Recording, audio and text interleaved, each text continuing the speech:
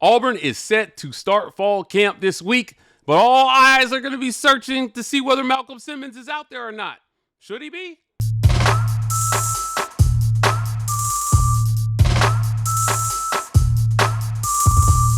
Welcome on into the Auburn Express, powered by the Rapport. I'm your host, Mike G, and thank you so much for turning us up and turning us on. We'll turn it out. I'm here with my good friend Kyle Rush from the Barn to talk a little Auburn football. On today's show, we're going to talk about Malcolm Simmons, and then we'll talk in the second half of the show about Auburn's potential pivot in recruiting. Let's start with Malcolm Simmons. He got himself into some trouble, Kyle, and a lot of the media have danced around this topic. People have been unwilling to address it. It's not something that we've shied away from, but look, I want to take the time to acknowledge the seriousness of the allegations here, right? Domestic violence is never okay. And, for the potential victim, we wish them well, and we hope that justice is served. But we hope that justice is actually served here. Right. Auburn has been somewhat quiet on this front, and now we're on the eve of fall camp, and there hasn't been a statement as to his status. I got to imagine Wednesday morning at 9 a.m. that's going to be the kind of pre-fall camp press conference. It's going to be one of the first questions asked. So I'll pose the question to you first. Should Malcolm Simmons be out there this week? Whew, put me on the spot right off the bat. Look, it's hard for me to say one way or the other just because I don't know all the evidence. I know as much as like we all know. You know what I mean? So I know that those situations are very, very complicated. I know that when a call is made to the police for a DV case, like somebody goes to jail. Someone's no matter what. Jail, yeah. Like there's not like we talk it out and then move on. Like somebody goes to jail. I know there was some physical evidence there. Again, I don't know all the details around it. I will say this though. I will say that I'm trying to be careful with this. Zero tolerance sometimes to me it is a reflection of poor leadership. Okay. Because if it's just zero tolerance off the bat for anything, then I feel like where does leadership come in to play? Like anybody can make those decisions. I think you got to look at it in the entirety. You got to look at you got to look at the past. You got to look at the present. You got to look at the future. You got to look at all the facts. And then sometimes you got to let the facts come in. Again, I don't know all the details. So it's hard for me to say that he should or shouldn't be out there. I'll trust that, hey, they just booted a kid who's had I think this was the second time he's been in trouble, but they just booted a kid for, DJ Barber for felony drug trafficking. Okay. So like they felt like they had enough evidence. They felt like they had enough, pattern of behavior to make that decision without having to like go to trial and figure it out. And for whatever reason, as of right now, I don't think they feel that confident with Malcolm. I mean, DJ was probably your third linebacker, maybe. Malcolm's like your third or fourth receiver. Now, Malcolm would probably play a little bit more than DJ Barber, but overall, I think you just got to let this play out a little bit longer. I think he has a trial set or his initial trial was like second week in August or something like that. Yeah, I think August 13th. Yeah. August 13th, he has a court date, like an initial court date. Am I way off base there? Yeah, I don't think you're off base at all. Here's the thing where you're Auburn, and listen, I listened to a ton of our listeners sent me private messages about this. They didn't want to get in a back and forth on social media, but they did want to express how they felt about this particular situation and how Auburn was handling it. One of the most popular sentiments was that the statement from the university could have acknowledged the seriousness of domestic violence without condemning Malcolm, and like to essentially just say, well, we know and we're looking into it, was that it was off-putting to a lot of women And look, I think their voices are important in this discussion. Sure. It's they're the ones most affected by this, and I hear them on that, right? Like the statement could have been a little bit more. Look, we take these sorts of things very seriously, and I did report speaking to a university official. I don't know if you saw my tweet, but they said that they felt very confident that they did not have all the facts, and that Right. any lack of a suspension should not be taken as Auburn not taking these sorts of allegations seriously. So should he be out there this week or not?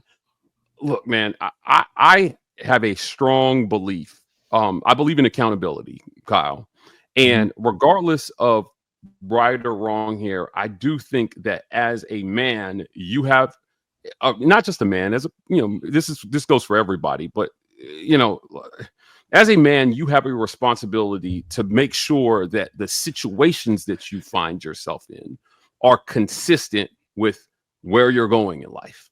Yeah. And so, Malcolm has to take some accountability for the situation that he put himself in with this young lady. Period. I think that it's okay to say that part, right? Like, you at the very least, you have some role in this. Like, you play some role in the situation that you find yourself in life, right? Look, I always say this. If you put yourself in a scenario where you have to be given the benefit of the doubt, then you put then it's on you. Like, you got to be able to control the things that are controllable. And whether or not, I don't even want to get into the details, but whether or not it was as serious as it was, or whether it was this or whether it was that, it doesn't matter. I agree with you.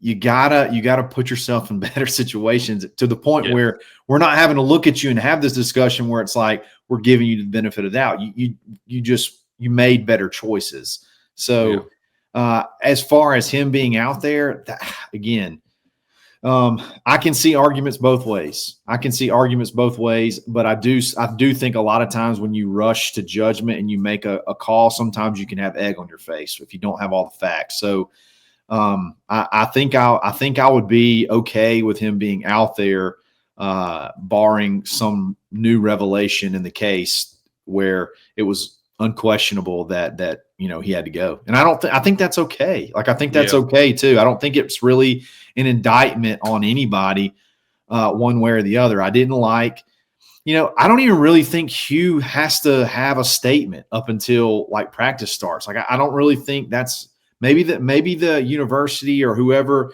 looks into those, what is it called when you're looking into, it's behavioral, what's it called? It's not standards, because that's like the Greek deal. What's it called? Ethics and behavior. They have like these morality clause. They have like a morality clause in your scholarship. Like they can handle that. They can put out a statement. But like, I think you're going to hear very quick. I would imagine Hugh's opening monologue on Wednesday morning. That's probably going to be one of the first things that's said. If I had to guess, because I know it's going to be asked. Yeah. I think he tries to address it before he's asked the question. Certainly, and that's fine. But I think I could make it a good argument for again, if you're taking some accountability for the situation that you opened yourself up to, I could make an argument for him not being out there, at least initially. Let's say, look, son, if he is not guilty of what he is being alleged to have done, it doesn't mean that there's no lesson in this for him. Does that make sense? No, right? Like, I agree. I agree. Yeah, I'm telling you, I feel very confident, Kyle, in saying, like, I had a father who, one of the main lessons he tried to drill into our head is one of the things that you can control in your life is who you associate with, who you call friend. He said, the old people saying, show me your 5 closest friends and I'll tell you who you are. Yeah. Right. Exactly. I mean, he is saying, choose your friends wisely. because they will play a role in a lot of the situations that you find yourself in, as a man. I took that advice to heart. I've kept my circle close and tight, and the people that I call friend, I'm telling you, they are reflections of who I would want to be seen as. And so, but that's a choice that I make, and it is directly related to the outcomes that I experience in life. And so, sitting him sends that message. It sends the message that you have a responsibility to carry yourself, to choose your circles wisely, to make sure that you are not in situations where you can be accused of doing something like this. Now, this is all, I mean, and I don't want anybody to hear that I think he did or didn't do it. I don't know. I think that's what we're waiting on. There's a level of culpability regardless. Yeah. But regardless, you don't get to escape any accountability. You're not a complete victim here, regardless. Yeah. And there is an actual victim. There's going to be a victim one way or the other. I just think sitting him would send that message to him, like, look, man, you better, if you didn't do this, you still need to make better choices. Right. Because I'm telling you, I knock on wood. Yeah, like I said, I mean, there are certain situations which I've never found myself in because I choose not to do things that lead down that path. Before we move on, because I think this is an important topic, and I appreciate you being willing to engage with me on this. Sure. Kyle, you ever heard that saying from your parent, like, there's no good things happening in the streets after 10 p.m., right? All the time. Like, if you are out late, you are asking for trouble. That's what my parents used to say. My dad always used to say, if you're out that late, they're either drunk or sleepy, one or the other. Yeah. So neither one of them are that good. Yeah, there are not a lot of great things that are happening to you in life spontaneously if you're out past 10 p.m. So the message was, get your ass in the house unless you're coming from work, unless you're working late or you have some productive reason to be out that late, because the outcomes that you experience after 10 p.m. are mostly negative. Yeah. And that is a choice that you make every single day. So these are lessons I feel like that young people need to be taught here. It's a delicate dance that I know the university is doing, because whether anybody wants to admit this or not, some of the caution, it has to do with the fact that Malcolm Simmons is going to be a critical part of this offense this year. Sure. Hugh Freeze said he had made the jump in the offseason. We saw how much they featured him as a freshman, Kyle. He was going to be, or is going to be, somebody who Auburn looks to make plays. And, again, I'm going to say the quiet part out loud and saying that plays a role here in how much tolerance they're showing, at least initially, to wait on the facts to come in. Now, I'll tell you, I thought Gus was too heavy-handed at times in terms of handing down punishment before facts came in. I thought Javon Robinson got railroaded.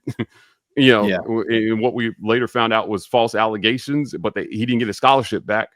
He didn't get, you know what I mean? He didn't get a chance to be an Auburn Tiger again, and those things stuck. Now, again, he has some responsibility for putting himself in situations repeatedly, because it's not like that was the only thing that happened to him while he was on the plains. But there are lessons I think that can be taught here either way. And I hope that Auburn remains the type of institution that will continue to teach these lessons to young men about making better choices, about what being a good person is, and that when we say that creed, it means something personally. Yeah. So, final thoughts before we move on. Yeah. I mean, I know it'd be fun to win a bunch of games. It's fun to do this. It's fun to have play for championships. But at the same time, it's like you watch some of the stuff that you see out of Georgia, and just the complete lack of regard for authority whatsoever. And that's the part that's, I don't know that I want to go. I don't know that I want to get there. I don't know that I want to win that bad to where I just essentially have to be defending my school left and right over and my coach left and right over just complete lack of regard for any authority whatsoever. So I'm cool with whatever, because I trust the leadership. I trust leadership to make the right call. So I'm good. I'm good with either way, and I can see all the arguments on both sides. And I just hope that, like you said, the truth comes out and justice is served one way or the other, and everybody can kind of move and heal and go from there. Yeah, I think that's a good way of putting it. I hope that the truth wins in this situation, and that that justice is served, certainly. So praying for all parties involved, and hopefully there is a positive outcome on the side of the truth. But look, Auburn, it has got a significant date coming here. John Cohen has repeatedly pointed to August 1st as a critical date. We've had some rulings come down. Has Auburn pivoted in recruiting?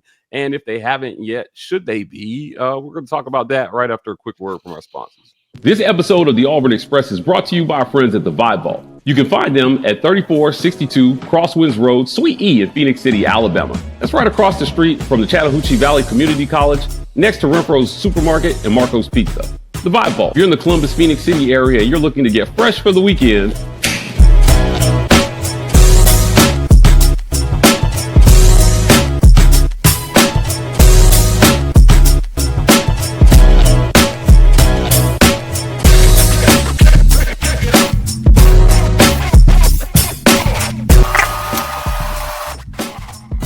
get fresh for the weekend with the Vibe Vault. Not just barbers, lifestyle consultants.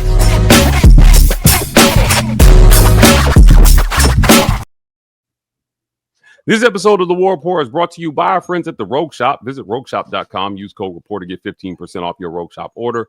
Pain, sleep, stress, anxiety, whatever ails you in life, the Rogue Shop has something that has you covered. Visit them for all your herbal medicinal needs. Also want to thank our friends at Golden's Cast Iron. Visit goldenscastiron.com/WR. Use code Get Your Weight Up for 15% off your weights and code TWR for $65 off fire pits and Kamado Grills. Summer is here. Be outside grilling or chilling or just staying in some shape with some Golden's Cast Iron weights. Work out, grill out, chill out with cast iron. Also want to thank our friends at setsforsociety.ai. Do you want to get to know yourself a little better, maybe learn how you work on a team, or learn how you can be a better partner, coworker, team member? Setsforsociety.ai has custom personality assessments that tell you a little bit more about how you think and work in a team. Setsforsociety.ai. Get to know yourself today by visiting setsforsociety.ai and getting your personalized personality assessment started today. I want to thank you for them for sponsoring this segment. Let's jump back into recruiting here. Auburn is faced with a decision. The courts have come out and said that third-party collectives are to be treated as any other third-party business, and which opens the door for collectives to continue to operate, Kyle, in a manner that their deals should not count toward a school's cap. Now, for those of you who don't know, we've covered this extensively. The NIL clearinghouse decides what deals count toward the cap or not. If collective deals are not going to count towards the cap, it seems as though the doors are open for Auburn to begin. I reported on this a few weeks ago. Auburn is getting outbid on the recruiting trail by an average of 6 figures for the athletes they want. They should be able to pivot, and if truly what's keeping athletes away is the money, they should be able to put the money on the table here, and we should see a huge jump in recruiting in the next 30 days. Yeah, as long as the executive order didn't re-kill collectives. In theory, you're right. The problem is not for Auburn, but the problem is with a lot of schools. They got rid of their collectives. A lot of schools disbanded their collectives after the July 10th ruling, where they basically said they were not going to be treated as third-party deals, and now it's back open. Luckily for Auburn, they kept On to Victory going. They kept On to Victory sort of in the loop, so that if they had a chance or if it felt like they could use them in the future, they'd still be ready to go. I don't think that pivot has and that's been the term we've kind of coined. I don't think that's necessarily happened yet, where Auburn's just started, throwing out big deals yet. I think they're still going to wait. I think they're still going to wait till at least August 1st to just at least, hey, let's see some before we play our cards. The good news is I think you got the mechanism in place to be able to go fast and furious if you have to, whenever that time gets here. Yeah, look, I mean, at the end of the day, you don't think that maybe the Jacquez Wilkes commitment was a little bit of hey, you know what? This is coming down the pipe. Let's drop a bag. There could have been some extra, a few here or there to sort of sweeten the pot a little bit to maybe go ahead and get the commit on the board. But he kind of has always had that date. It's always been late July, mid to late July when he was going to pull the trigger, and he kind of stuck to that. So I don't know. You just lost Deron Parks to Florida State, who was not even one of your, he's not even like a top 100 player in the country. I mean, he's just a solid 4-star guy that you've been on for this whole entire time, and he goes to Florida State. So at a position of need, you only have one offense. I guess you got two, but one's a really going to be a project. Another sort of a little bit more polished guy you could have gotten. And you don't even, you're leading for him up until the last day. And the only thing that's changed, it's not visits, it's not this, it's not that. It's clearly money. You get outbid at the last minute. So it seems like to me, they've got guys that they've got penciled in as must-haves, and they're going to get those guys and see what happens August 1st, I guess, and see how they change their strategy from henceforth. Yeah, it's interesting when you look at the teams in the SEC that are in the top 10 in recruiting right now. 247 has Georgia in the number 1 spot with 30 commits, 21 4-stars, 2 5-stars, and 7 3-stars. I don't even know that's possible. Like the numbers just cannot even work, remotely work. Yeah. I'm just like, all I see is like $20 million. Alabama coming in at number 4, 5 5-stars in this class, 9 4-stars, 7 3-stars. Texas A&M comes in at number 3, 1 5-star, 21 4-stars, similar to Georgia, and 5 3-stars. So they again, it's just a numbers game right now with a lot of these teams in the top 10, 21 or more commits. Texas, they've got 3 5-stars in their class. They come in at number 6. LSU, they've got 2 5-stars in their class with only 16 commits. They come at number 8. And then at Auburn, who, I have to hit the load more button to get to where Auburn is ranked. But they are way down the list. Damn, where are Tigers? They should be somewhere in the mid-60s. Oh, yes, 70. Yeah, we dropped a couple spots. So I was looking in the 65 range with 11 commits, 5 4-stars, 6 3-stars, no 5-stars. So with 11 commits, obviously, those numbers will go up because Auburn will get more 4 and 3-stars in this class. They're not going to finish with 11 commits. They're going to have plus commits, right? So, at 20 commits, that should sneak them inside the top 25 for what we know they can do.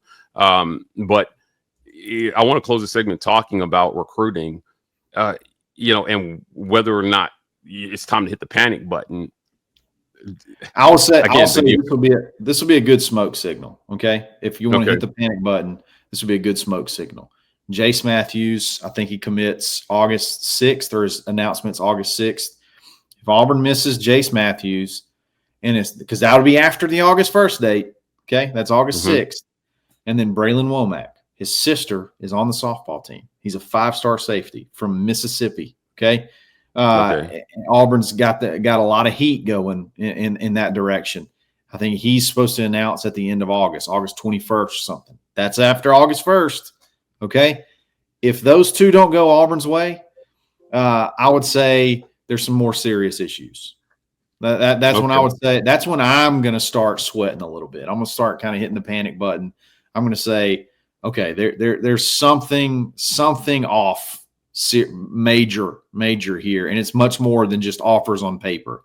Now, I feel pretty confident about both of those, so I think we'll be fine. But I would say that's a pretty good smoke signal that there's an issue. If Auburn misses Jace Matthews, I'm going to turn my head a little bit. I'm going to raise my eyebrow a little bit. If Auburn misses Braylon Womack, I'm going to be like, okay, we got hit the panic button. There's something's got to change, and something's got to change immediately, or Auburn's going to be in a world of hurt.